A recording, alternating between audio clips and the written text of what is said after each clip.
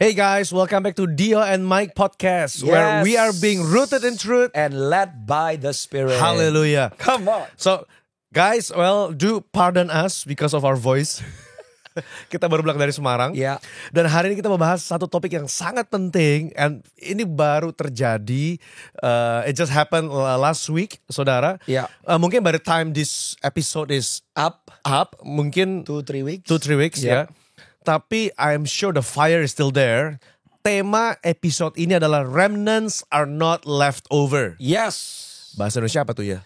Yang tersisa bukan yang sisa-sisa. Yang tersisa bukanlah yang sisa-sisa. Yes, apalagi jangan sampai jadi sisa-sisa yang basi. Oh haleluya, jangan jadi sisa yang basi. Alright, so just for a quick update. Tadi kita udah mention soal Semarang. Pastor Michael, ada apa sih di Semarang? Oh come on.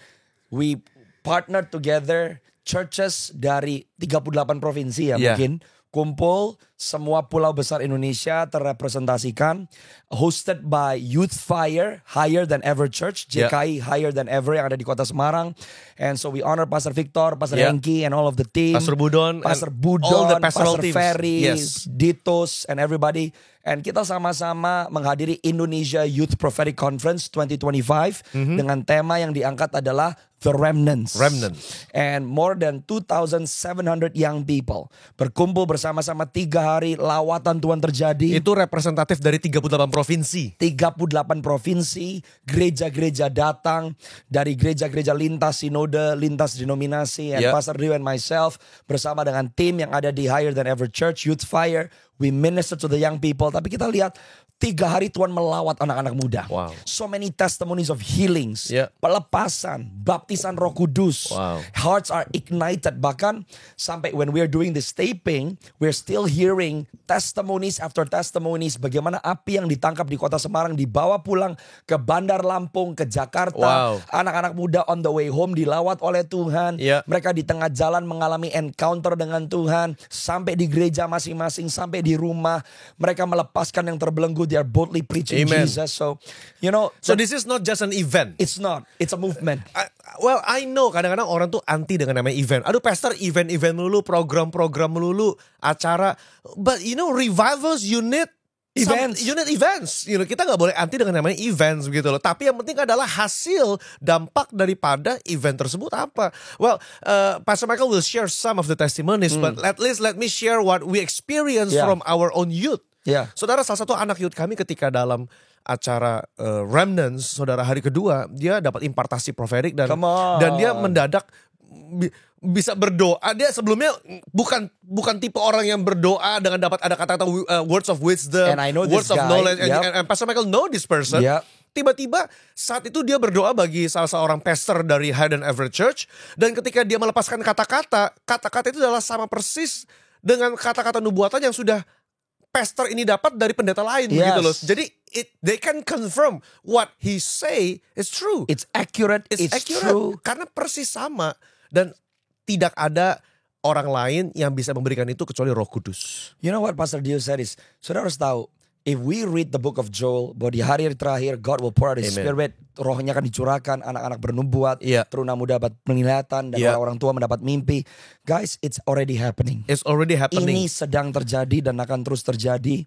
And di conference ini kita juga boldly declare bahwa the impartation of the fivefold ministry, impartasi kerasulan, kenabian, penginjilan, pengembalaan, dan pengajaran, itu dilepaskan. Kalau gak salah, speaking on this note, kalau gak salah waktu itu ada yang nanya di komen, emang masih perlu rasul sama nabi di zaman sekarang? Ada tuh yang tulis di komen somewhere.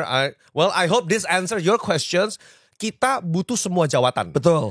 Kita butuh semua jawatan. Betul. Saudara, rasul, nabi, gembala, penginjil, guru, masing-masing punya spesifikasinya sendiri-sendiri. Dan actually in this conference, setiap pembicara pun membawa dinamika yang berbeda-beda. Dengan jawatan yang berbeda-beda. 5 jawatan semuanya terrepresentasikan. Dan you know what? We are so shocked di mana banyak anak-anak muda, they are hungry for the impartation of the Spirit. Dan ini yang umurnya belasan tahun, you know. And now we are seeing young people, they are not playing defense, but they are ready to go on the offense for God. They are ready to go forward to carry the fire of revival. So kita berdoa lewat podcast hari ini juga, kita akan membahas, you know, Pastor Dio di conference, he shared about the theology of the remnants, biblical understanding, bagaimana Tuhan menempatkan umat yang tersisa atau secara sengaja disisakan oleh Tuhan. Yeah. Dan yang disisakan oleh Tuhan adalah juga orang-orang yang juga dengan sengaja menyisikan hidup mereka untuk Tuhan. And so it's biblical, it's there. Dan saudara dan saya yang ada di dalam masa generasi ini pun kita diberikan an honor, a privilege from heaven. Are you willing to respond to the call untuk menjadi yang tersisa? Di tengah-tengah generasi yang tercemar, are you willing to set your life apart? Are you ready to say yes to Jesus, to answer the call? And lewat generasi yang disisahkan, yang tersisa, we will establish the kingdom of God. So, saudara, of course we cannot re-preach what we share in the conference, but in the description, di kolom deskripsi di bawah, we'll just share the link karena gereja Higher Than Ever sudah upload semua sesinya. All the session. Teman-teman bisa, Bapak Ibu bisa nonton sesi daripada Pastor Michael, daripada saya, Pastor Victor, dengan teman-teman yang lain, anak-anak muda yang luar biasa. Dan di sana yang share adalah anak-anak Gen Z loh. Come on. Mereka tuh Gen Z loh, di bawah kita 10 tahun loh. Betul. Brother Joshi, Davis, Davis, Brother Allen yang sharing mengenai purity dalam dating. They're 20s, 21. The future is bright. And their voice is so strong. Their voice is so sharp. And you know, saudara, for 3 days, we worship the Lord like there's no tomorrow. We praise God. Saya generasi milenial berasa seperti jompo ya. Karena mereka masih bisa lompat. Suaranya gak habis, sedangkan, well, saudara dengar suara saya udah mau habis. 14 hours straight. Ada yang baru nyampe di jalan 12 jam.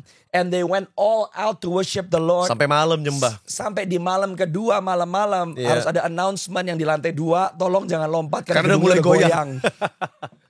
Karena tempatnya mulai goyang. Hallelujah. Wow. So again, kita nggak akan khotbahkan. You know, I preach about the biblical theology of remnant. It's there. Pastor Michael shared powerful message, saudara, ya, dalam 2 sesi KKR di malam. It's there. Cuman hari ini kita mau do the follow up session. You know, we wanna do the follow up session karena selalu pulang dari KKR 3 hari, kita udah sampai ke kota kita masing-masing. Kita ketemu dengan realita, Pastor Michael. Aku kembali dengan gerejaku yang cuma 20-30 orang. Aku mungkin ketemu dengan gembalaku yang nggak semangat, sedangkan aku lagi berapi-api nih. Aku pulang lagi bawa api, tapi aku ketemu dengan gerejaku, gembalaku yang nggak semangat begitu. I mean, what should I do? Begitu loh. And you know, in this podcast, Pastor Dio is gonna share from satu tokoh di Alkitab yang namanya Daniel. And during the conference, salah satu yang saya sampaikan, saudara, di tengah-tengah gua singa yang mulutnya bungkam adalah singa dan bukan Daniel. Amen. You know, di tengah-tengah gua singa generasi ini yang bungkam harusnya setan, bukan gereja Tuhan. Amen. Daniel ada di rumahnya singa, tapi singanya yang harus tutup mulut, tapi gereja Tuhan harus tetap bersuara. So we want to talk about this Daniel figure because this guy rose to be a remnant di tengah-tengah negara yang bukan negaranya dia, kultur yang bukan kulturnya dia, keadaan bahkan di mana negara bangsanya dia ada di dalam perbudakan dan mereka ada di dalam pembuangan. So there is no excuse for a remnant to not arise.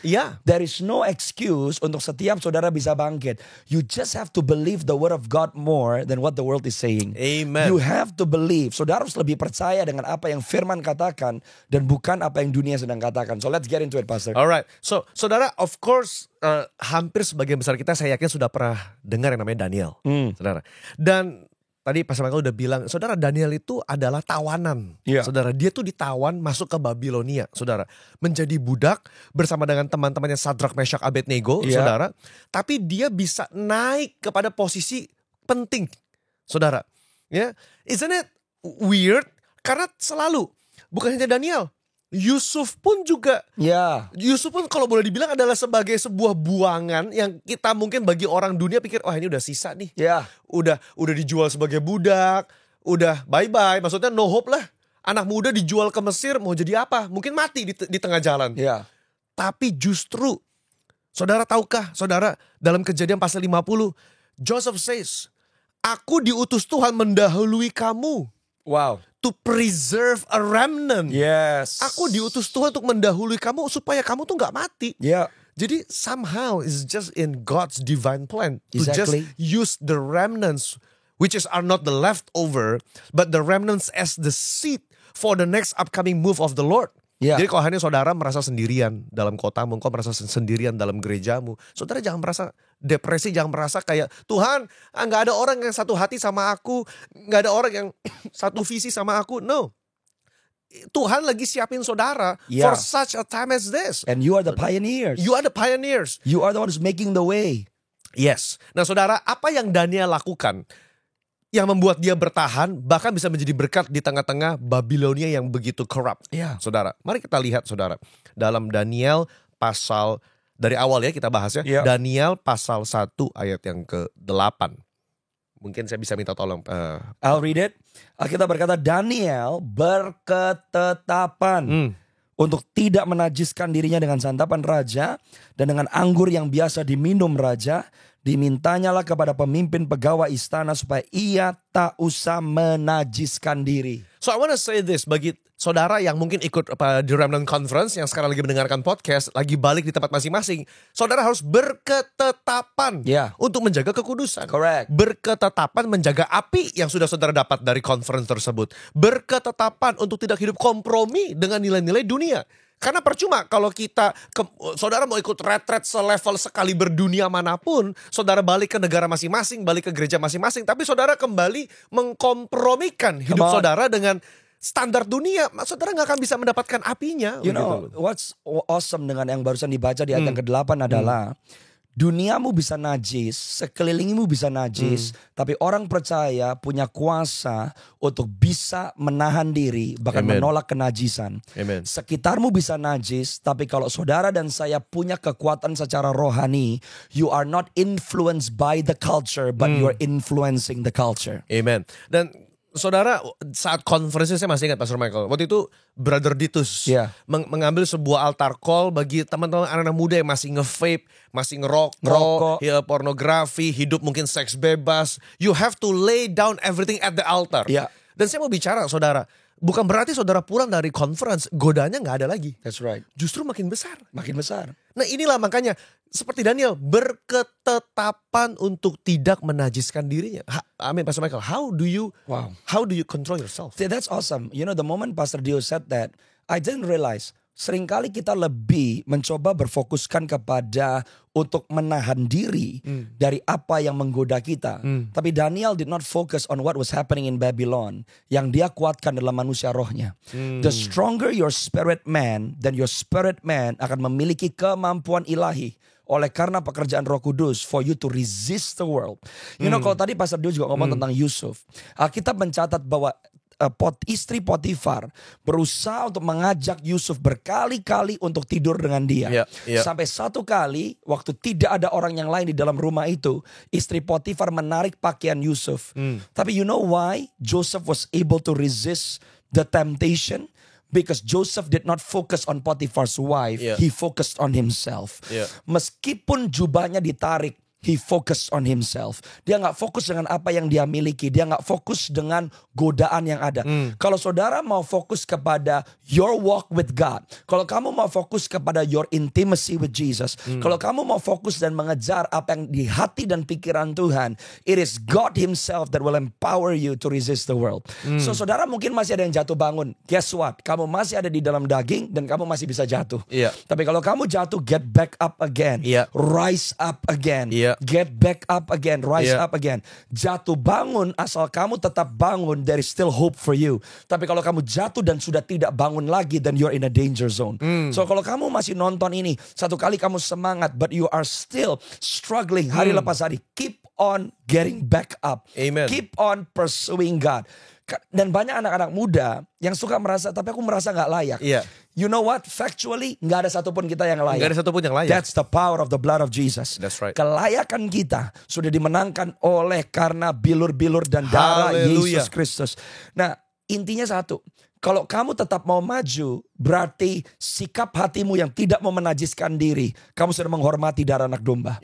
Tapi kalau kamu dengan rela menajiskan dirimu, maka kamu sedang tidak menghormati, bahkan menginjak-injak darah anak domba yang menebus kamu. So, keep on getting back up. Terus maju, terus bangkit. Keep on pursuing God. Don't focus on your sin, but focus on your righteousness because of Jesus. Amen. Right. Come on. So the second thing, yang pertama saudara, Daniel berketetapan. Dan yang kedua, kalau saya boleh bacakan dari Daniel pasal 1 ayat yang ke-11, dikatakan, kemudian berkatalah Daniel kepada penjenang yang telah diangkat oleh pemimpin pegawai istana untuk mengawasi Daniel, Hananya, Misael, dan Azaria.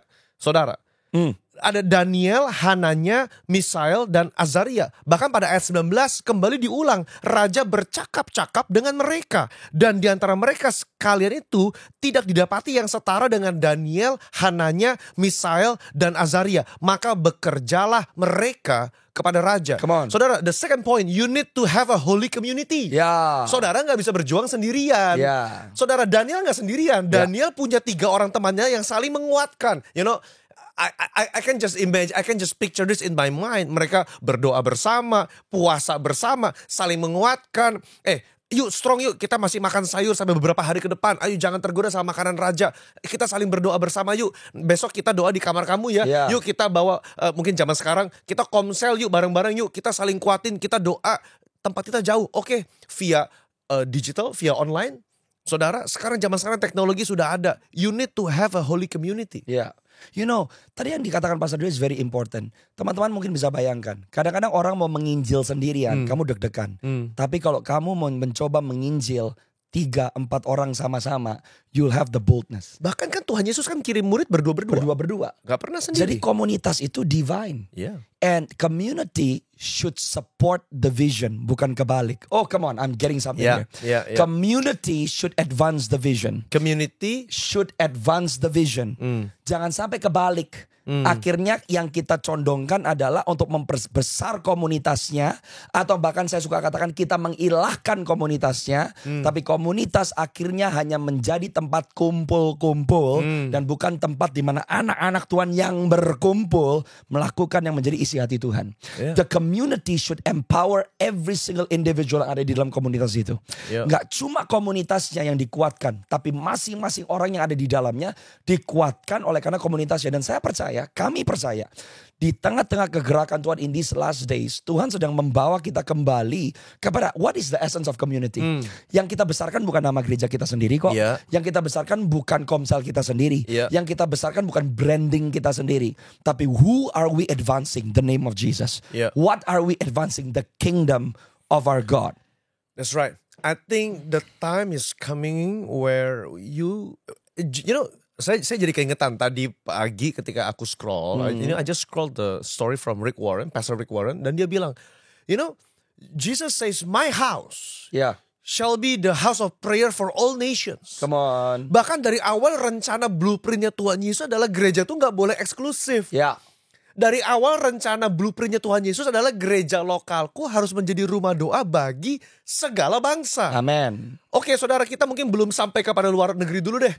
Tapi kan kita banyak suku-suku di Indonesia. Saudara, bisakah gereja kita menjadi pusat titik, kita menjadi tempat simpul di mana kita bisa menjadi rumah doa bagi segala suku yang ada di Indonesia, saudara. Karena kalau kita percaya kebangunan rohani ini akan terjadi, kebangunan rohani yang terbesar dan terakhir akan terjadi bagi Indonesia, maka kita sebagai gereja lokal harus bekerja sama, berkolaborasi, memenangkan sebanyak mungkin jiwa di suku-suku yang mungkin belum pernah mendengar Injil. You know, collaboration gak boleh jadi teori, saudara. You gotta practice it. You gotta step out. Dan kita percaya apa yang terjadi di Semarang a few days ago, and apa yang terjadi di Intergen, apa yang terjadi di Jakarta. We are in the midst of it. Sayangnya saudara, a lot of people can talk about collaboration, but if you're not willing to take the step of faith, then collaboration will only be a dream. You know, ini mungkin bisa menjadi reels yang pro kontra. I don't know, but I'm just gonna say it out loud. Say it. Say it. Kita, you know, saudara, kita berapa kali ngomong sama gembala-gembala, Pastor, tolong dong kirim anak-anak mudanya. Kita ada acara nih, mau ada kegerakan revival kolaborasi terjadi. Sederhana bahwa mereka cuma takut bahwa anak mudanya pindah gereja. Udah itu aja. Dio, nanti kalau anak muda ini diadakan di mana? Di gereja saya, Pastor. Karena kan ya satu, menghemat biaya. Kita nggak perlu sewa tempat. Waduh, nanti kalau anak mudaku pindah ke tempat kamu gimana? Aduh, kalau kita cuma masih mikirin pindah tempat, pindah gereja, ya kita gimana mau kolaborasinya, begitu loh. Jangan sampai ternyata without we realizing local church yang didesain oleh Tuhan untuk melatih tentaranya menjadi bottleneck yang membunuh tentaranya. The local church should be the place to train up God's army. And you know what, at the end of the day, apa sih yang kita mau perjuangkan? Nama baik kita. Bukankah kita rindu untuk melihat yang menjadi isi hati Tuhan digenapi? Amen. We love the local church. And God designed the local church. Tapi this is the time. Karena saudara bisa bayangkan gak sih, kalau ada nubuatan millions of young people. Can you imagine millions? Can you imagine millions? How do you hold millions? Kita nggak bisa bayangkan. Ini di rumah, gedung, jalan, di lapangan. I cannot imagine. We cannot imagine gitu loh. Jangan sampai we are doing everything so politically correct, but we are devoid of the Spirit of God. Saudara tahu nggak? Kalau Anda lihat di Daniel pasal yang pertama, saudara lihat ayat yang kedua. Tuhan menyerahkan Yoyakim Raja Yehuda dan sebagian dari perkakas-perkakas di rumah Allah ke dalam tangannya. Semuanya itu dibawanya ke tanah Sinear, ke dalam rumah dewa orang Babilonia. Perkakas-perkakas itu dibawanya ke dalam perbendaraan dewanya. Orang Yahudi nggak bisa melakukan penyembahan mereka kalau nggak ada bait suci dan semua alat-alat atribut dari bait suci. Tapi kenapa Daniel dengan the three Hebrew boys yang sama-sama dengan Daniel, mereka tetap connected with God. They are filled with the Spirit. Mereka tetap menyembah Tuhan. Mereka tetap memisahkan diri. Even though nggak ada temple, saudara. Di sini adalah gambaran the remnant nggak terkekang karena ada gedung atau nggak ada gedung. Even though mereka nggak punya temple to worship, but the temple of the Holy Spirit di dalam mereka. Amen. Holy Spirit di dalamnya Daniel and the three Hebrew boys. So is the temple good? Yes. Ada waktunya we need to come to the house of God. Yes. Sebab Roh Kudus, api Tuhan dicurahkan waktu Salomo membangun bait suci. Tapi you know what? Even without the temple, the same Spirit of God, dia hadir. So oleh sebab itu kami juga mau ajak, seperti Daniel and the three Hebrew boys. If you are the remnant, jangan sampai hal yang baik jadi nggak baik. Kenapa? Kita udah misfire, kita udah misfocus, saudara. So once again kita juga mau encourage para senior pastors and leaders yang tadi Pastor Dio katakan, when there is a movement, let's go all in. Kenapa kita punya pikiran yang skeptik? Oke, kita pernah melihat ada flash yang tercampur di dalam kegerakan yang waktu lalu. Pastor Dio bilang, ada gembala yang bilang, kita gak mau kalau akhirnya cuma event. Yes, kita juga gak mau cuma berhenti pada event. But you know what? Setiap cerita Alkitab yang saudara baca, it's an event. It is an event. It's an event. Recorded events. Recorded events. That's right. Right. That's right. It is a recorded event. Yesus memberi makan 5,000 orang. It's an event. It's an event. Ya, cuma gak ada judul aja KKR gitu kan. But it was an event. It was an event. But that event itu punya suatu kegerakan movement yang melampaui batas waktu. Man, alright. Ini kalau ditulisin jadi khotbah nih saudara nih. Oke, moving on to the third points. What did Daniel do? Oke, saudara, kita buka ke Daniel pasal 6, saudara. Daniel pasal 6. Di sini orang-orang udah mulai marah sama Daniel. Karena mereka gak bisa menemukan satupun kesalahan dalam hidup Daniel. Saudara, akhirnya mereka bikin aturan kan, saudara. Barang siapa yang menyembah selain dari para patungnya itu, mau dilempar ke gua singa. You know what? In Daniel chapter 6 verse 11, saudara tahu gak? Waktu itu perintah sudah keluar gak boleh menyembah Allah lain. You know what did Daniel do? Come on. Verse 11. Demi didengar Daniel bahwa surat perintah itu telah dibuat, dia malah pergi ke kamarnya. Dalam kamar atasnya ada tingkap-tingkap yang terbuka ke arah Yerusalem. 3 kali sehari ia berlutut berdoa memuji Allah seperti yang biasa dilakukannya. Lalu orang-orang itu bergegas-gegas masuk dan mendapati Daniel sedang berdoa dan bermohon kepada Allahnya. Saudara, Daniel malah nantangin, okay, you make the rules that I cannot worship my God. You know what? I'll just open the doors, I'll open my window, I'll worship 3 times a day as I used to worship. Terserah. Poin ketiga, remnants untuk tetap kuat di dalam kota, provinsi, dan gereja lokal kalian. Bangun kehidupan intim bersama dengan Tuhan. You know what? For you to be the remnant, you don't have to do something new. Lo gak usah bikin sesuatu yang baru. Just keep on doing what is right before God. Lakukan yang benar. Gak perlu yang baru. Saudara gak perlu cari what's the next thing. Just keep on being faithful. Amen. Keep on doing what is truth. Because truth is power. And when there is power, anytime the bomb is ready to explode. Wow, saudara. Jadi berapa banyak kita yang suka dibilang begini nih. Aduh, abis ikut KKR, conference, retreat, seminar, apapun. Wah, menyala-nyala. Tapi setelah sebulan memblame. Saudara, jangan salahkan KKR-nya gitu loh. Hanya karena api kita turun. It's normal. Saudara, nggak mungkin hidup dalam saudara, adrenalin kita nggak mungkin fired up every single day. Malah bahaya. Ada masanya kita low. Nah, justru di situ saudara pentingnya apa? Saudara bangun mesbah doa. Saudara, kalau saudara dalam gereja lokal, saudara ajak teman-teman berempat, berlima, bersepuluh main gitar, sembah Tuhan bareng-bareng. Saudara, you know, dari conference yang kemarin di Semarang, even though udah pada pulang, malah ini kesaksian yang masuk yang dahsyat-dahsyat. Ini Gimana? setelah conference-nya. Okay. Please share us. Setelah conference-nya, salah satu anak DNA dari Puri Intergen Church, suddenly they prophesy. Ada anak-anak yang pulang ke Bandar Lampung hari Minggunya. Mereka so filled with the fire of the Holy Spirit. Mereka langsung praktek. They begin to pray. Pelepasan terjadi. Anak-anak muda di gereja mereka yang gak ikut ke Semarang dipenuhi dengan api Roh Kudus. Ada anak-anak muda yang balik ke Jakarta. They are so fired up and they're ready to bring the fire to their local churches. Amen. Ada anak-anak muda yang mau mulai untuk nabur hidup mereka, untuk supaya mereka melihat gereja lokal mereka dibangkitkan. And so ini terjadi karena apa? Yes, an event in Semarang yang namanya Indonesia Youth Conference. That's right. And so saudara pun kita juga mau encourage. Every time when you do an event in your church, jangan cuma mengadakan event. Ask the Holy Spirit so that your event will be an anointed event. That's right. Kalau kamu punya kapasitas to create movement, then become that movement creator, saudara. So we just want to encourage you bahwa ini menunjukkan bahwa waktu kita selesai pulang dari conference, Roh Kudus belum berhenti bekerja. So Holy Spirit is not, He never stops working, saudara. He has not stopped working. Dimanapun engkau berada, mungkin ada yang juga menyaksikan. You caught a fire 10 years ago, 5 years ago, 3 years ago, 2 years ago, 1 year ago. Beberapa bulan yang lalu di event-event atau di tempat holy assembly yang lainnya. But don't let the fire die. Build your personal relationship with God. Keep on doing what is right. Keep on sowing, keep on planting, keep on building. Dan saudara dan saya harus tahu, bersama dengan kita melakukan yang menjadi bagian kita, kita ada di dalam sebuah musim. We are in a time, we are in an era, we are in a season di mana the heaven is open. And apa yang Tuhan sedang sampaikan is coming to pass. Do you believe the prophecy? You have to believe the prophecy to experience the prophecy. Amen, amen. Saudara, yang poin keempat mungkin yang terakhir ya, saudara, apa yang Daniel lakukan adalah dia berani tampil beda. Dan kali ini kita mau belajar bukan dari Daniel tapi dari teman-temannya. Sadrak, Meshach, Abednego, saudara. Kenapa? Karena teman-temannya, saudara, mereka berani melawan budaya yang tidak kudus. Tadi dari Daniel kita belajar dia berdoa seperti yang biasa dilakukan sehari 3 kali. Dia ada satu hubungan yang dekat, yang intim dengan Tuhan. Dari teman-temannya Sadrak, Meshach, Abednego dalam Daniel pasal yang ketiga, saudara. Dalam ayat yang ke-16, 17, 18, saudara. Mereka diminta untuk menyembah patung yang Nebukadnezar bangun begitu. Tapi mereka gak mau. Lalu Sadrak, Meshach, Abednego berkata, tidak ada gunanya kami memberi jawab kepada Tuanku dalam hal ini.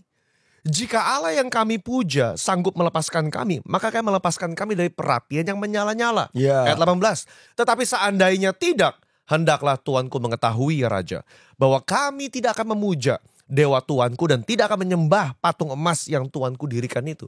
Saudara, poin yang nomor 4.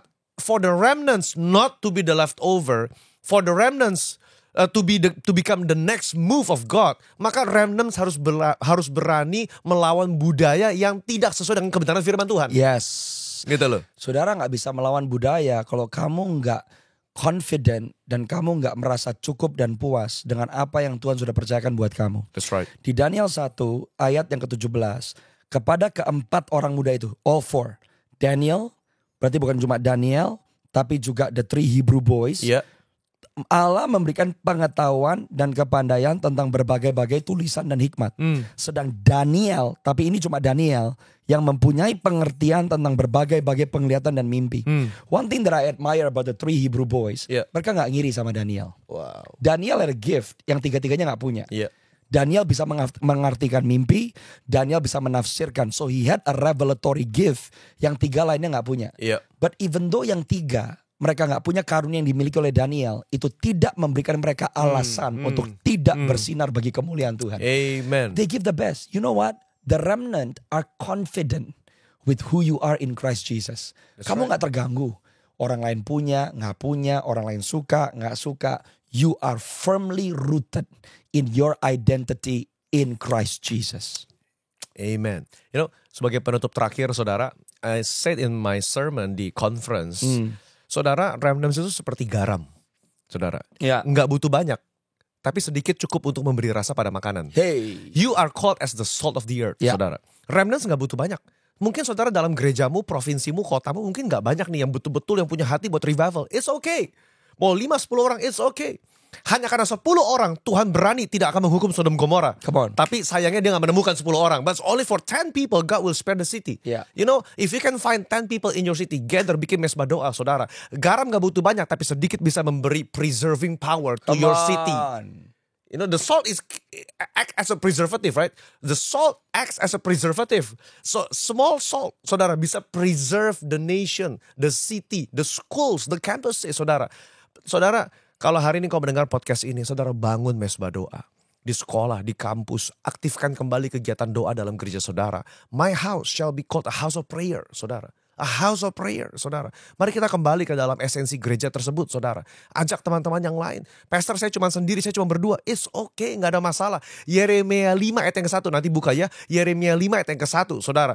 Kalau Tuhan berkata, kalau aku menemukan satu orang saja yang bertindak benar, I will forgive the city. Yeah. Tapi sayangnya aku gak menemukan. Just one person. And you know what? Kita juga mau katakan, if you feel like you're alone, you're not alone. That's why kita juga ada satu kegerakan yang namanya Jakarta Prophetic Gathering. Yeah. Tanggal 19 Juli nanti, Youth Arise. Dimana young people, we're calling the young people. Be part of the movement.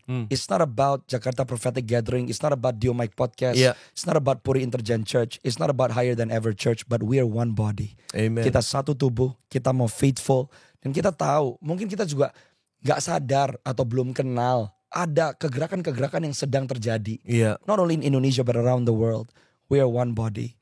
Remain faithful. Remain steadfast. God is on the move. Amen. Amen, saudara. So I hope you're blessed with this episode, saudara. By the way, we are wearing this Dio Mike podcast, saudara. Please do check our Tokopedia store, saudara. Linknya ada di description, saudara. If you want to support this channel, please feel free to do so. Saudara mau menabur bagi channel ini, please feel free to do so. Yeah. So do DM us for any thoughts, comments, share your testimony di bawah, saudara. Yeah. Share this episode to your friends if you're blessed. Yeah. And we'll see you in the next episode. God bless you. God bless.